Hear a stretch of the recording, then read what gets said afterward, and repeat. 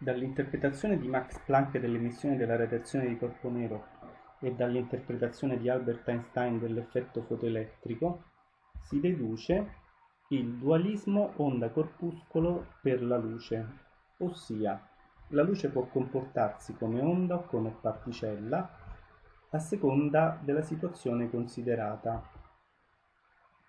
Louis de Broglie, nella sua tesi di dottorato, fece un ulteriore passo, ipotizzando che tutta la materia possiede proprietà sia corpuscolari che ondulatorie.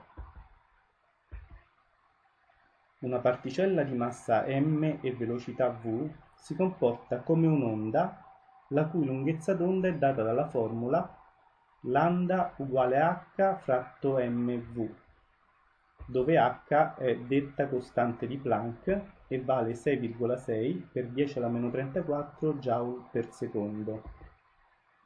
Quando la lunghezza d'onda è piccola, come per i corpi macroscopici, il comportamento ondulatorio non si vede.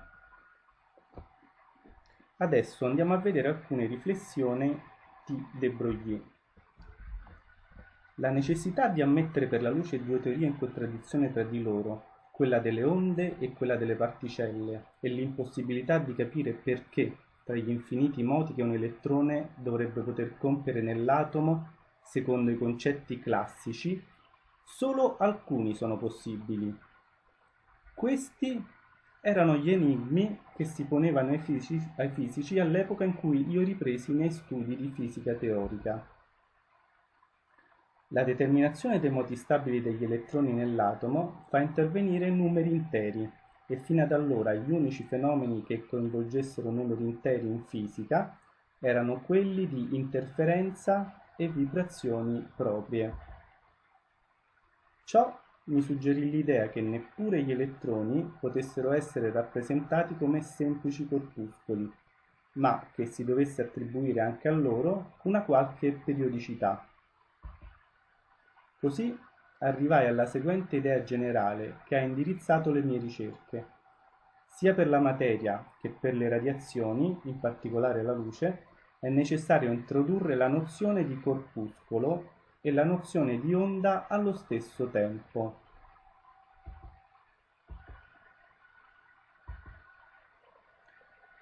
Una corda fissata agli estremi può vibrare con determinate frequenze che sono multiple di una frequenza fondamentale, che è data dal rapporto della velocità dell'onda diviso 2 volte la lunghezza della corda. Ok, infatti vediamo qui in figura, prima di tutto una corda a riposo, poi vediamo la vibrazione fondamentale, che è data appunto dalla frequenza V fratto 2L e appunto la cui lunghezza corrisponde al doppio della lunghezza della corda.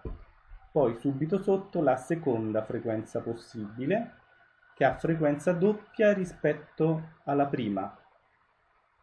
La lunghezza d'onda in questo caso corrisponde proprio alla lunghezza della corda.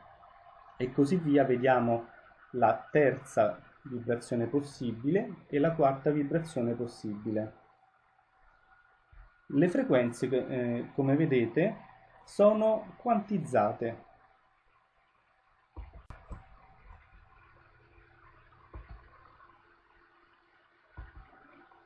Allo stesso modo, l'elettrone intorno al nucleo di un atomo potrebbe seguire solo quelle orbite che corrispondono ad un numero intero di lunghezze d'onda.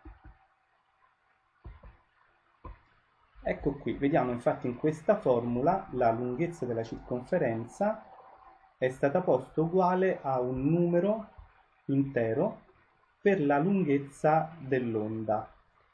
In figura vediamo rappresentato un'onda che corrisponde a n uguale a 4, quindi la lunghezza della circonferenza in questo caso corrisponde a 4 volte la lunghezza dell'onda.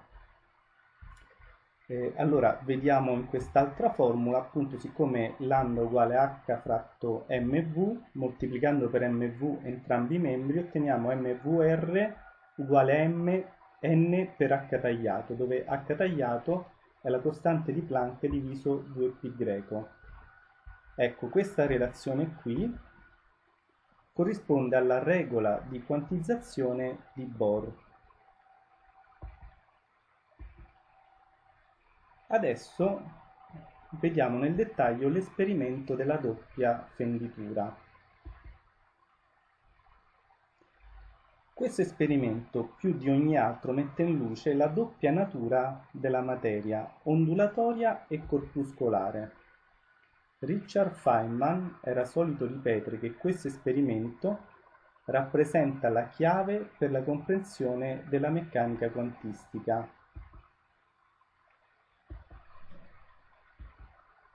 L'esperimento consiste nel far passare attraverso due fenditure degli elettroni e vedere su uno schermo come si dispongono. Ma prima di arrivare agli elettroni, vediamo come si comportano altri corpi, come ad esempio delle pallottole oppure la luce. Qui nella figura di destra è l'apparato sperimentale. Quindi qui vengono inviati degli elettroni, passano attraverso questa maschera dove ci sono due fenditure aperte verticali e gli elettroni che passano vengono raccolti sullo schermo che sta dietro.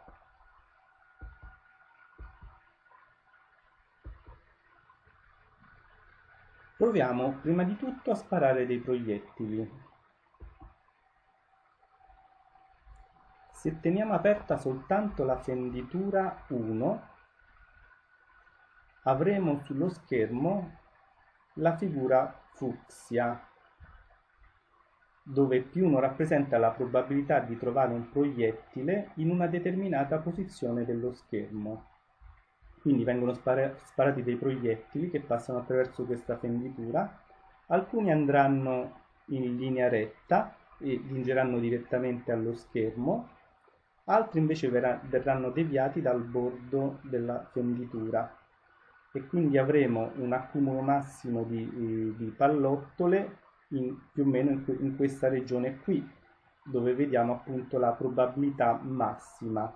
Quindi su quest'asse riportiamo appunto la probabilità massima, che è dato dal numero di pallottole che arrivano in una certa zona dello schermo diviso il numero totale di pallottole. Successivamente teniamo aperta solo la fenditura 2. Avremo sullo schermo la figura verde, dove la corrispondente probabilità è chiamata P2, quindi questa figura qui.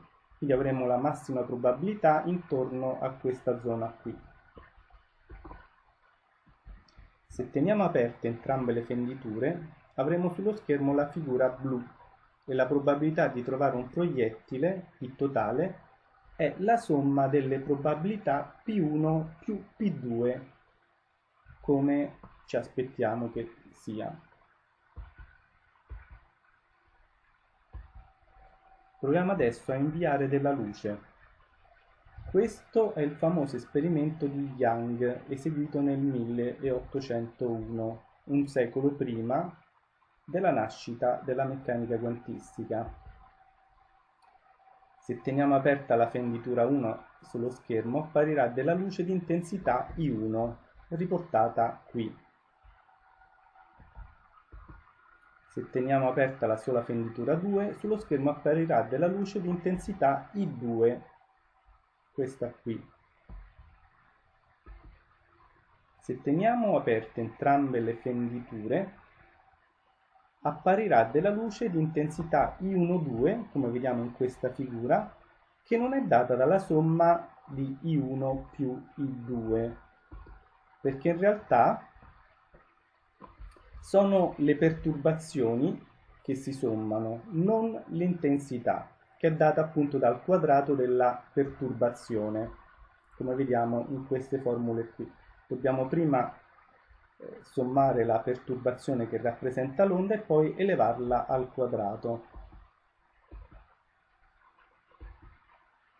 Proviamo infine a inviare degli elettroni.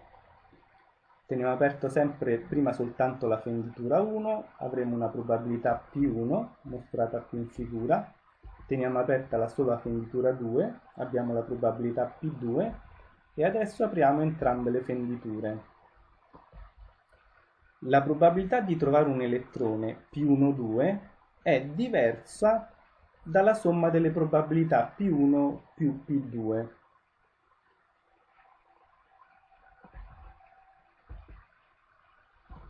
Quindi abbiamo visto che il comportamento degli elettroni è molto più vicino a quello dei fotoni che a quello dei proiettili. Sullo schermo si forma la figura di interferenza tipica dei fenomeni ondulatori.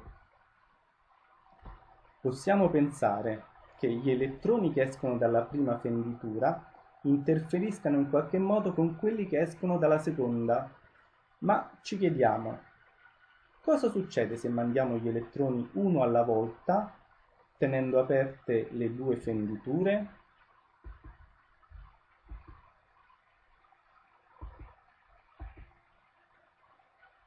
In figura a sinistra è riportato un esperimento sull'interferenza da doppia fenditura a singolo elettrone. La sequenza si riferisce all'accumulo di elettroni sullo schermo al passare del tempo. Ogni volta che arriva un elettrone si avverte un segnale sonoro. Nelle prime immagini, quelle che stanno sopra, ci sono pochi elettroni. Sembrano distribuiti in maniera casuale ed è manifesta la loro natura corpuscolare, visto che arrivano uno alla volta e appunto si vedono delle zone puntiformi sullo schermo.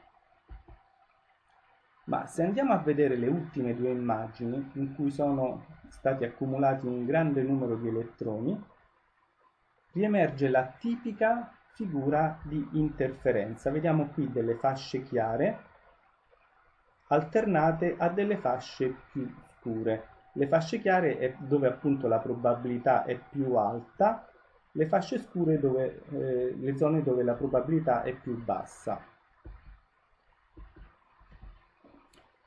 Quindi, anche quando passa un singolo elettrone, vediamo una figura di interferenza. Ma che cos'è che ha interferito? Un singolo elettrone, quando lo osserviamo, non è divisibile. Infatti viene individuato in un punto ben preciso sullo schermo. Ci chiediamo se esiste un esperimento che ci riesca a dire se, quando passa un elettrone, esso sia passato attraverso la prima o la seconda fenditura. Un modo è quello di mettere una sorgente luminosa subito dopo le due fenditure.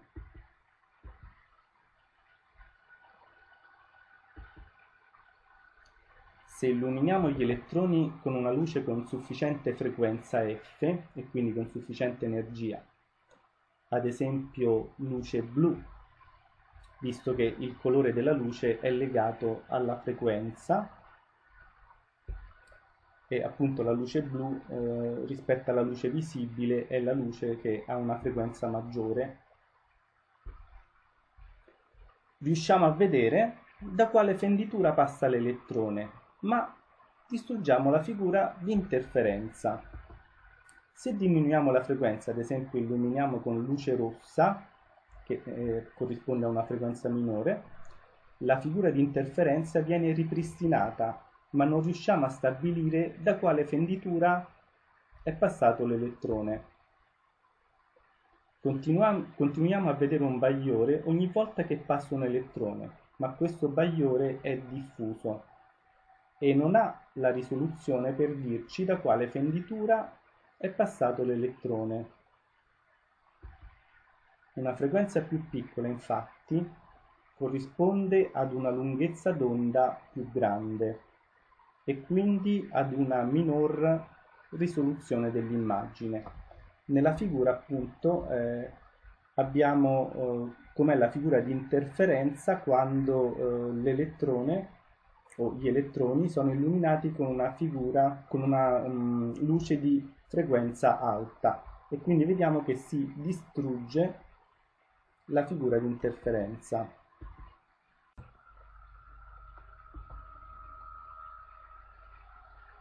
Allora, adesso andiamo a leggere questo passo tratto dalla fisica di Feynman. Con il nostro esperimento troviamo che è impossibile scegliere la luce in modo tale da poter dire attraverso quale foro è passato l'elettrone e, allo stesso tempo, non perturbare la distribuzione. Fu suggerito da Heisenberg che le allora nuove leggi della natura potevano risultare coerenti solo se esisteva una basilare limitazione nelle nostre possibilità sperimentali. Egli propose come principio generale il suo principio di indeterminazione, che noi possiamo enunciare come segue, riferendoci al nostro esperimento. È impossibile costruire un apparecchio per determinare da quale foro è passato l'elettrone che allo stesso tempo non perturbi l'elettrone sufficientemente da distruggere l'interferenza. Adesso andiamo a vedere il principio di indeterminazione di Heisenberg. Questa è la prima formulazione, cioè la versione del 1927. Per ogni sistema esistono coppie di grandezze fisiche che non si possono misurare contemporaneamente con precisione arbitraria, ad esempio la posizione e la velocità, oppure l'energia e l'intervallo di tempo. Per posizione e quantità di moto, la quantità di moto P uguale ad m per v, lungo una determinata direzione, ad esempio la direzione x, la formulazione matematica di questo principio è la seguente. Delta x per delta p maggiore o uguale di h fratto 4y, dove delta x è l'indeterminazione sulla posizione e delta p è l'indeterminazione sulla quantità di moto, che appunto corrisponde anche a un'indeterminazione sulla velocità della particella.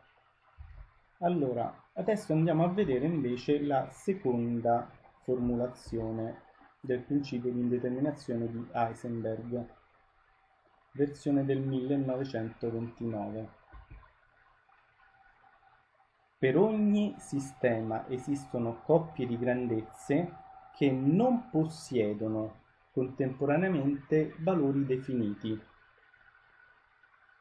Ecco, quindi non è che queste grandezze non si possono misurare con precisione arbitraria, ma semplicemente queste grandezze fisiche non possiedono valori definiti contemporaneamente. Quindi questa proprietà è indipendente dal processo di misurazione. Infatti nella prima versione si faceva riferimento al processo di misurazione, cioè non possiamo misurarle noi con precisione arbitraria. Qui invece questa versione è molto diciamo più forte rispetto alla prima, in quanto le grandezze fisiche stesse non possiedono valori ben definiti. Ad esempio, quando un elettrone passa attraverso la doppia fenditura, c'è una figura di interferenza perché la sua posizione, prima di essere rivelata, non possiede un valore ben definito e quindi è come se passasse per entrambe le fenditure. Se però vado a misurare la posizione dell'elettrone, ad esempio illuminandolo, la posizione diventa ben definita quando l'elettrone passa per la fenditura e si perde la figura di interferenza.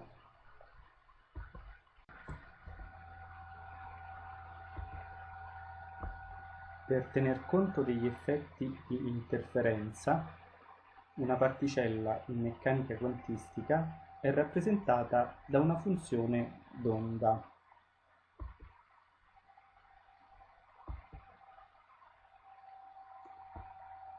Una particella la cui funzione d'onda è una sinusoide ha una quantità di moto e quindi una velocità definita, delta p è uguale a 0, dal momento che è definita la lunghezza d'onda, essendo appunto la quantità di moto p uguale h fratto la lunghezza d'onda, Ad una lunghezza d'onda ben definita corrisponde una quantità di moto ben definita.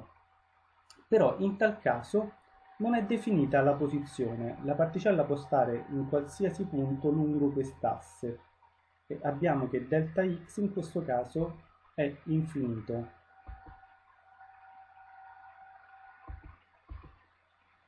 Se vogliamo avere un'onda localizzata, dobbiamo addizionare più sinusoidi con lunghezze d'onda differenti. Delta P aumenta e delta X diminuisce, in maniera tale che il loro prodotto risulti sempre maggiore o uguale di h fratto 4π. Ecco qui un esempio di una funzione che è somma di più sinusoidi. Quindi in questo caso appunto la lunghezza d'onda non è definita.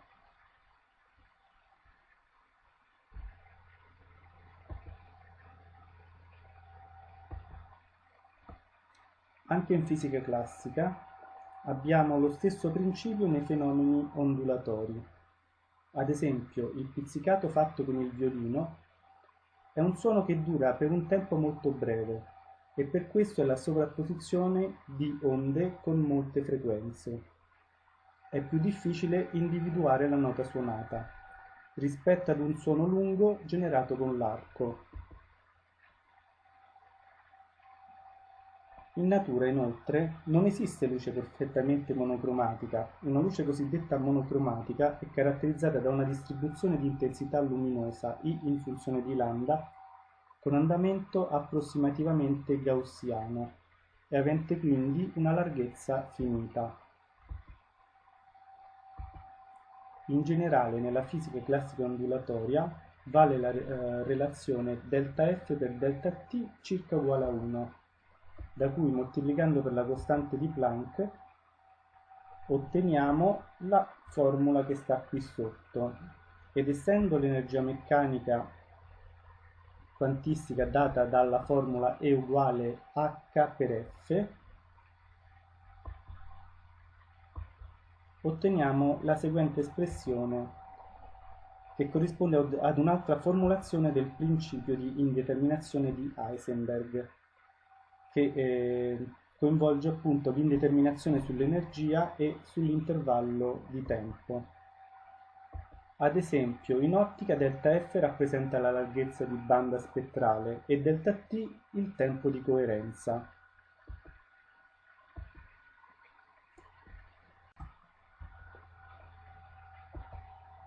Ma che cos'è quest'onda che viene associata ad una particella e ne determina il comportamento?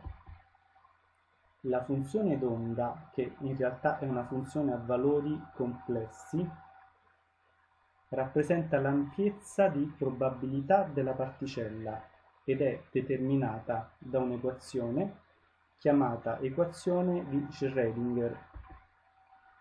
Il suo quadrato, o meglio il modulo quadro, è legato alla probabilità di trovare la particella in un determinato punto dello spazio ed un determinato istante di tempo.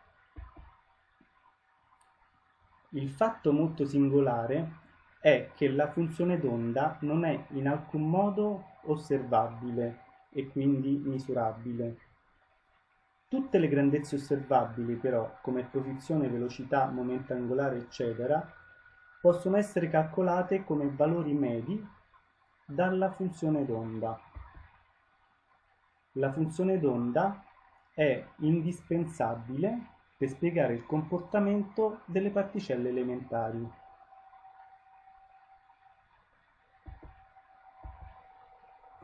Nel 1948 Richard Feynman introduce un formalismo secondo il quale una particella, per andare da un punto A ad un punto B, percorre tutte le possibili traiettorie, ciascuna considerata con un proprio peso specifico.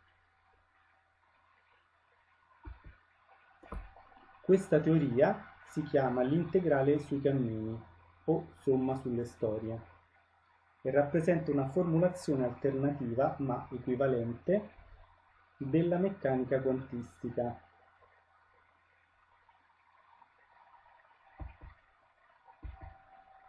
E per finire vediamo due frasi, una di Niels Bohr: quelli che non rimangono scioccati la prima volta che si imbattono nella meccanica quantistica non possono averla compresa, e una di Richard Feynman: se credete di aver capito la teoria dei quanti, vuol dire che non l'avete capita.